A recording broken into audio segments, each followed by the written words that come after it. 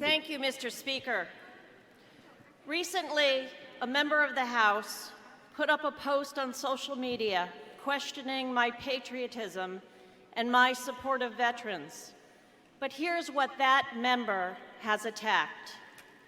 I've written about why I take a knee during the national anthem. I do it to support Black Lives Matter, to highlight the racial injustice in America today. House will be in order.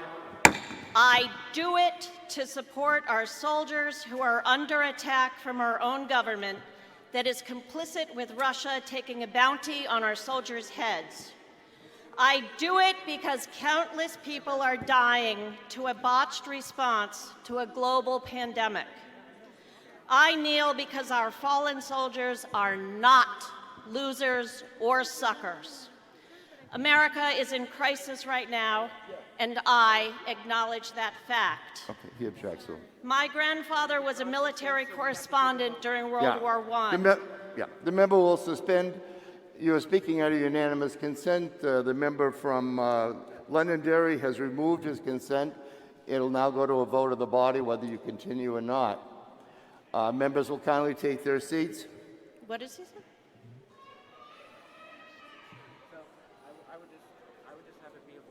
Yeah.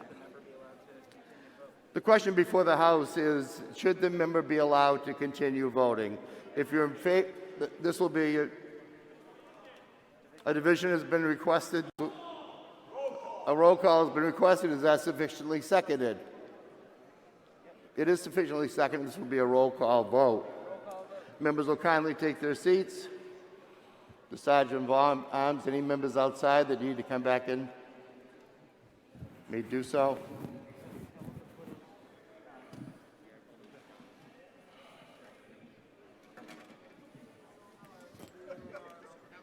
What? You have a question? You go to a microphone and ask it.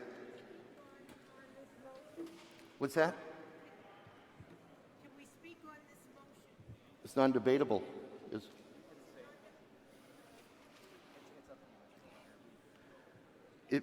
If the member wants to, the member is asking the chair if she can speak on, I assume she's asking if she can speak on this motion?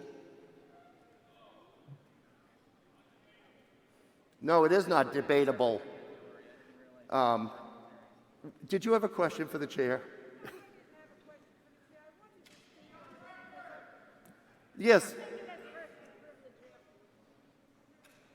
That may not be in order. If you want to speak on this motion, you can speak on this motion. If nobody wishes to speak, we will go to the question. The question on the floor is, should the member be allowed to finish their unanimous consent? This will be a roll call vote. If you're in favor, you'll press the green button. If you're opposed, you'll press the red button. Voting stations will be open for 30 seconds. Are you not ready yet? Okay, we just need another minute for them to reset.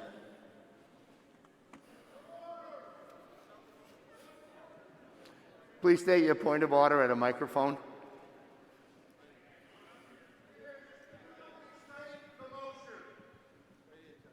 I will before we go to the vote. We're waiting for the system to reset. Okay. The member was speaking under unanimous consent. A member was consent. So now the question is of the body: shall the member be allowed to continue this? End of story. That's fine.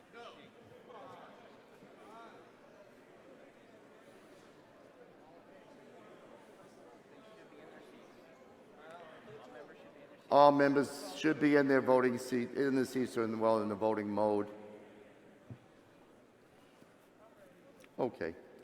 The question before the House is, the member who was speaking under unanimous consent. Another member, which is their right, withdrew their consent for the member to continue. It is now up to the body to make that determination. If you're in favor of the member continuing their remarks, you'll press the green button. If you're opposed, you'll press the red button. Voting stations will be now open for 30 seconds.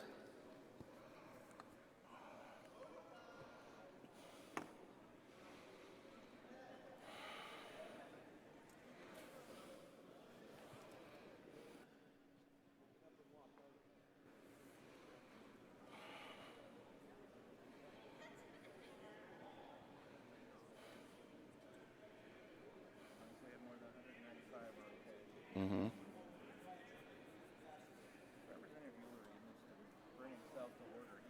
Set. All set.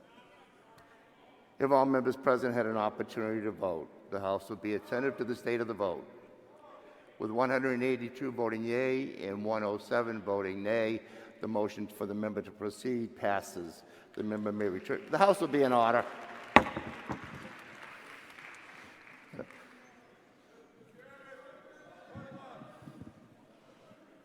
Please state your point of order. The member will suspend. Speaking under unanimous consent. Thank you.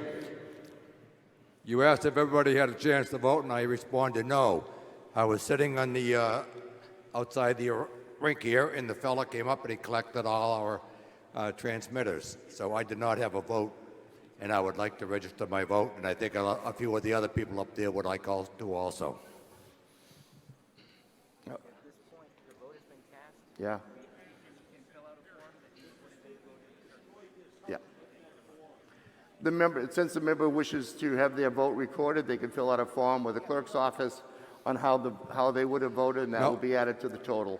There were many other people up there also who had their transmitters Well, that goes for collected. any member that did not have an opportunity to vote. Point of order, Mr. Talk about an injustice to the system. Point of order. Point of order, Mr. Speaker. Representative Baldessaro, you're Mr. Speaker, I have the Recognized. utmost respect for you. I've been here for 14 years. You let this here go on and disrespect this house. It should have never happened. And it's a damn shame on what went on. And I'm shocked at my friend, the Speaker, a veteran, where many of our fellow veterans come home with that flag on. Shame on you, Mr. Speaker. okay. The member will proceed with Point the of order, Mr. Speaker. Who's asking for a point of order? Representative Doucette. Please state your point of order. Unanimous consent, by definition, is unanimous. One vote in the negative denies unanimous consent. That's incorrect. Maybe you can explain that to me, Mr. Speaker, with all respect.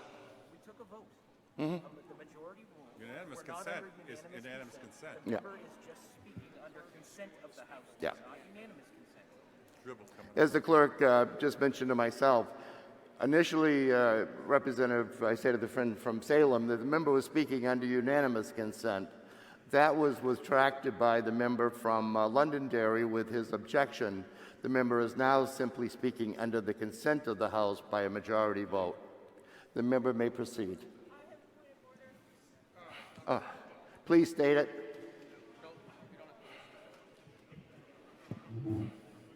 Thank you, Mr. Speaker. My point of order is in regard to the people who are complaining that they did not have a clicker in their hand, or they were already exiting I've the already building. addressed that issue. Thank If you. they do not have a clicker, they can come down to the clerk station, fill out a form to explain how they would have voted, and that will be recorded with the total vote that was transacted on the floor. The member will now, without further interruption, finish their Thank you, Mr. Consent. Speaker. My grandfather was a military correspondent during World War I and was a Purple Heart recipient.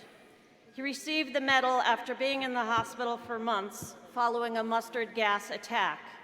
My French grandmother was his nurse. My father was a Marine. He came back from the war with severe PTSD, which ultimately resulted in one night of him putting my mother, my 3 sisters, and I in a car, and then trying to kill us all by driving off the road. When that didn't work, he then threatened to kill us all with his gun. If he couldn't be happy, he didn't want us to be happy. I have no memories of this because at the time, I was a newborn. My stepfather was a tail gunner in the Navy, and he also came back with PTSD because after all, the tail gunner is who you take out first during an air fight. He was shot at too many times to count. My stepfather could not get back on a plane after the war. He couldn't even eat rice without flashbacks. He drank. At times, he was violent. I grew up with the effects of war and damaged veterans on my family and my life. I know of another veteran, an Army officer who doesn't like to talk about his experiences, but he's told me a few things. Like when he jumped out of a plane, he watched the soldier who went before him get tangled in the ropes. She jumped out, but her arm stayed in the plane. The vet I know had to jump next. He is still getting counseling for that one. During his time on base, something happened and this officer received permanent lung and heart damage. You cannot be a soldier with those conditions, and so he was discharged from the Army with a full disability. That vet is my son. He is 25 years old. I am the Army mother of a fully disabled veteran. My son has sacrificed for this country. My family has sacrificed. When the member from this House publicly called me out and said that I had no respect for vets, I sent a copy of the original AP photo taken of me taking a knee to my son and asked if he was upset or if he felt in any way disrespected because of it. Mom, he said, I was in the Army in order to protect your rights, including freedom of speech and peaceful protest. I'm not upset with you, he told me. In fact, I'm proud of you. I want you to know that this little grotesque stunt of publicly accusing me of disrespecting our vets, it has only resulted in the infusion of my spine with titanium.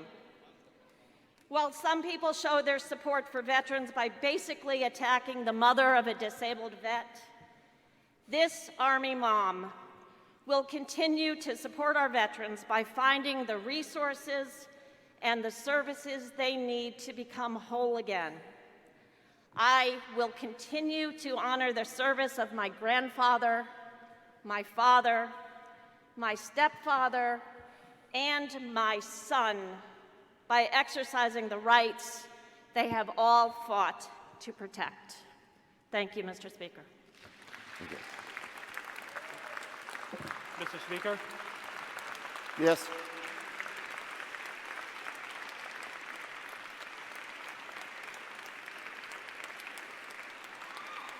Oh.